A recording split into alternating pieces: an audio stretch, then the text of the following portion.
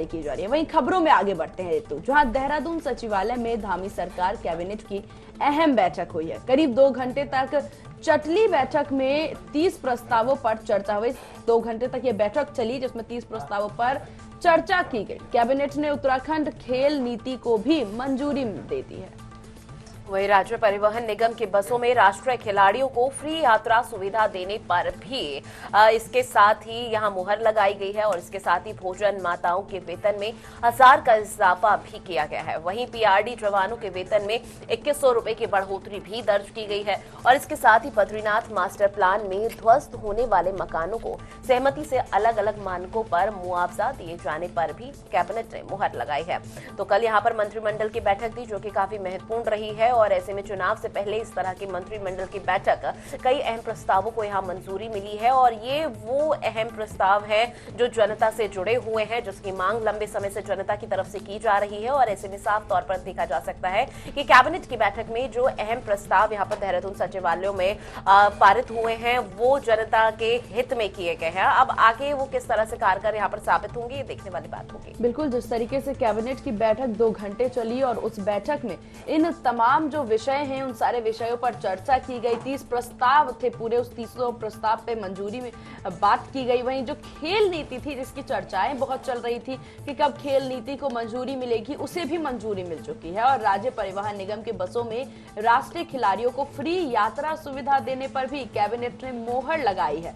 इसके साथ ही भोजन माताओं के वेतन में 1000 का इजाफा किया गया है और पीआरडी जवानों के वेतन में 2100 रुपए की बढ़ोतरी भी की गई है। इसके साथ ही बद्रीनाथ मास्टर प्लान में ध्वस्त होने वाले मकानों को सहमति से अलग अलग मकानों पर मुआवजा दिए जाने पर भी कैबिनेट ने मोहर लगाई। तो बहुत सारे विषय थे, अहम विषय जिसका सरोकार सीधा आम जनता से था, उन सारे विषयों पर यहाँ पर मोहर लगाई गई है। तमाम चीजों पर चर्चा हुई, 30 मुद्दे यहाँ पर उठाए गए जिन विषयों पर चर्चा की गई और बहुत से ऐसे मुद्दे थे जिसपे पहले से ही काफी मांग थी, उस पर अब मोहर लगाई गई है सीएम द्वारा और कैबिनेट द्वारा। और साथ ही साथ अब जो खेल है उसको भी बढ़ावा देने की यहाँ पर कोशिश की जा रही है कि खेल को ज्यादा से ज्यादा बढ़ावा दिया जाए ताकि खिलाड़ियों का मनोबल बढ़े और वो आगे बढ़ चढ़ कर आए। जैसे हरियाणा में देखा जाता है सबसे ज्यादा खिलाड़ी हरियाणा से निकलते हैं, ऐसे में बहुत जरूरी है ऋतु कि यहाँ पर भी अब खेल पे ध्यान दिया जाए। हमने देखा टोक्यो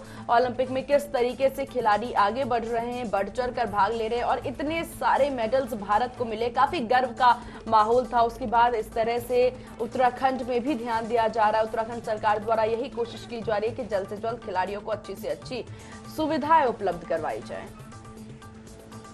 राज्य की खेल नीति को आज मंत्रिमंडल ने अनुमति दी है, जिसमें खेल प्रतिभाओं को आरंभिक आयु 8 वर्ष से पहचानने और उनको तलाशने हेतु प्रतिभा श्रृंखला विकास योजना PSAT physical and sports aptitude test को लागू किया जाएगा और उच्च प्राथमिकता वाले खेलों हेतु सेंटर ऑफ एक्सीलेंस स्थापित किए जाएंगे। राज्य में मुख्यमंत्री उदीयमान खिलाड़ी उन्नयन योजना भी इसमें की गई है।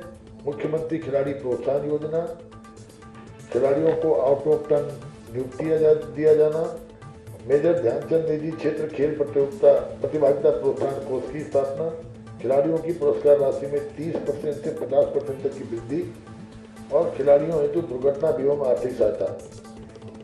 इसके अलावा राज्य परिवहन निगम की बसों में राष्ट्रीय अंतर्राष्ट्रीय स्तर के खिलाड़ी राष्ट्रीय अंतर्राष्ट्रीय प्रतियोगिताओं तथा प्रशिक्षण शिविरों में प्रतिभाग करने हेतु राज्य परिवहन निगम की बसों में निःशुल्क यात्रा सुविधा का भी इसमें प्रावधान किया गया है। ग्राम पंचायत स्तर से राज्य स्तर तक एवं विद्यालय महाविद्यालय स्तर तक क्रमबद्ध रूप में खेल अवस्थापना सुविधाओं का विकास किया जाएगा, जिसमें राज्य खेल ग्रिड का निर्माण होगा। खेल विकास संस्थान की स्थापना की जाएगी। शैक्षणिक संस्थानों में स्पोर्ट्स कोटा रखाया जाएगा और मुख्यमंत्री खेल विकास निधि की स्थापना करने का निर्णय लिया है, जिसमें राज्यों में खेलों के इंफ्रास्ट्रक्चरल जो फैसिलिटीज के विकास, संचालन और रक्षण, खिलाड़ियों के प्रशिक्षण, प्रोत्साहन, खेलों से जुड़े विभिन्न कार्य हेतु माननीय मुख्यमंत्री जी की अध्यक्षता में मुख्यमंत्री खेल विकास निधि विकसित की जाएगी।